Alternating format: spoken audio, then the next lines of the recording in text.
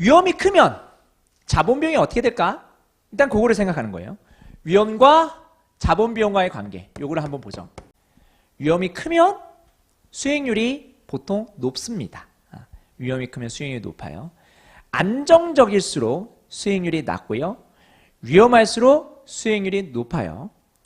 제1금융권에서 돈을 빌릴 때랑 대부업체에서 돈을 빌릴 때 어디가 더 금리가 높습니까? 대부업체가 금리가 더 높죠. 자, 제1금융권과 대부업체 둘 다 여러분들한테 투자를 하는 거예요. 여러분들한테 돈을 빌려주는 거거든요. 여러분들의 신용도에 따라서 제1금융권과 대부업체의 위험을 테이킹하는 정도가 달라집니다. 제1금융권에 찾아오는 고객들은요, 신용도가 좋아요. 대부업체에 찾아오는 고객들은요, 신용도가 나빠요. 그래서 신용도가 좋은 고객들한테는 싸게 빌려줍니다. 신용도가 안 좋은 고객들한테는 비싸게 빌려줍니다. 그러니까 이자율을 많이 받는다는 거죠. 그러면 수익률은 어디가 더 좋을까? 뭔가 대부업체가 수익률이 더 좋을 것 같죠? 그런데 왜 비싸게 빌려주는 거예요? 못 갚을 가능성이 높아서 그래요. 그러니까 시중은행에서 예를 들어서 5%를 빌려줘요. 근데 많이들 갚아.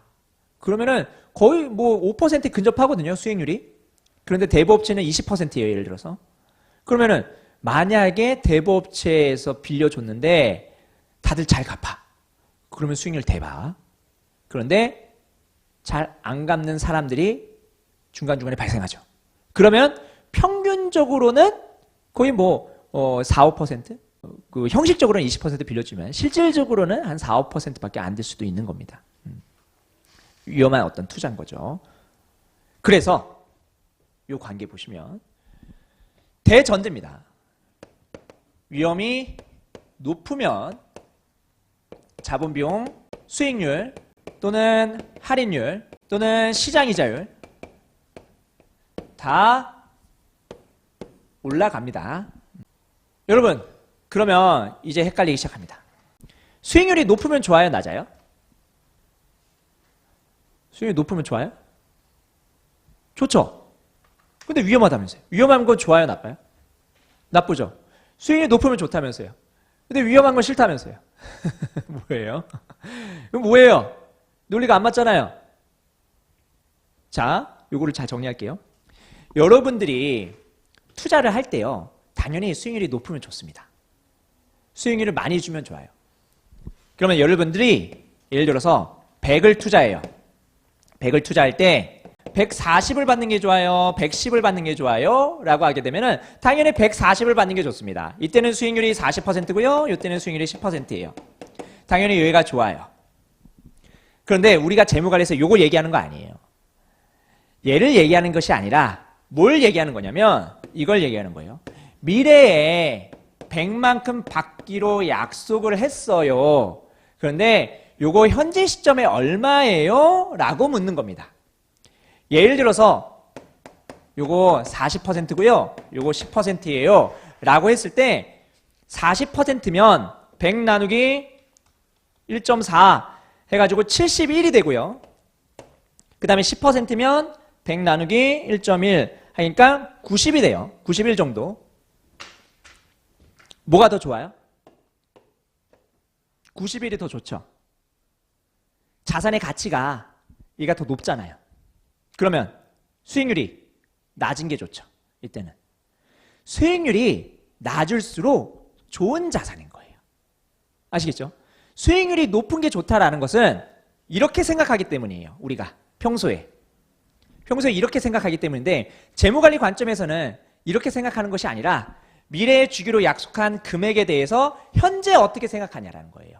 그러다 보니까 수익률이 낮을수록 좋다라고 얘기를 합니다.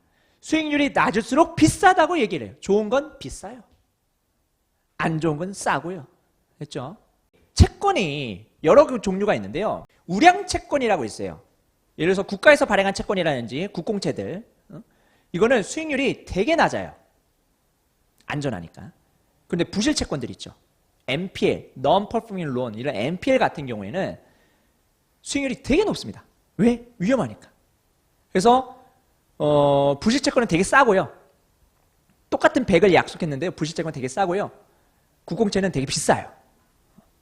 비싸니까 수익률이 낮은 거고요. 싸니까 수익률이 높은 겁니다. 어쨌든 그런 거다. 그리고 이런 것도 한번 생각해 볼까요? 제가 회계법인 다닐 때 마이너스 통장을 만들어 가지고 2% 초중반 때 그때 이자를 내고 있었습니다. 근데 그만뒀잖아요. 응? 그래가지고 만기가 다가가가지고 연장하려고 갔어요. 그런데 이자율을 높이네. 이자율을 높여요? 그 다음에 한도도 줄여요? 아니 제가 회계법인 때보다 더 잘 벌어요 라고 얘기를 해도 CR도 안 먹힙니다. 왠지 아십니까? 은행 입장에서는 네가 나한테 이자를 줄 정도만 딱 벌면 되지 너는 너무 변동성이 크다. 수입의 변동성이 너무 크다는 거예요. 저보고. 맞는 말 같아요. 왜냐하면 여러분 제가 월마다 매출을 한번 계산해 보면요. 저희 매출이 언제 높냐면 1월 높고요. 그 다음에 3월 높고요. 4월에서 6월까지 거의 뭐 비수기입니다. 보릿고기에. 이거 공부를 안 한다는 거예요. 4월에서 6월까지는 여러분들이. 그런 다음에 이제 7월에 높아집니다. 이 방학이 됐거든요. 뭔가를 해보겠다. 그런 다음에 9월까지 좀 괜찮아요. 그 다음에 10월부터 11월까지 또 보릿고기예요. 이게 다 있어요, 여러분. 여러분들의 그 의지가 계절성이 있습니다. 의지의 계절성이. 그러니까 이렇게 된다는 거잖아요. 뭐 이렇게 된다는 거잖아요. 매출의 변동성이. 그래서 변동성이 큰 걸 은행에서 별로 안 좋아한다는 거예요. 응? 변동성이 큰 거 아니에요. 차라리 공무원이 낫다는 거죠. 공무원이 따박따박 월급 받고 작더라도 따박따박 월급 받고 나한테 이자 줄 정도만 딱 받잖아요. 그러면 정년 연장되고 훨씬 더 안전하다는 거죠. 그래서 안전할수록 이자율이 낮은 겁니다. 불안할수록 이자율이 높고요. 자, 그러면 우리가 여기 있는 위험을 어떤 식으로 정의를 할 거냐? 우리가 위험이라고 한다면 크게 두 가지로 생각하거든요. 첫 번째는 손실.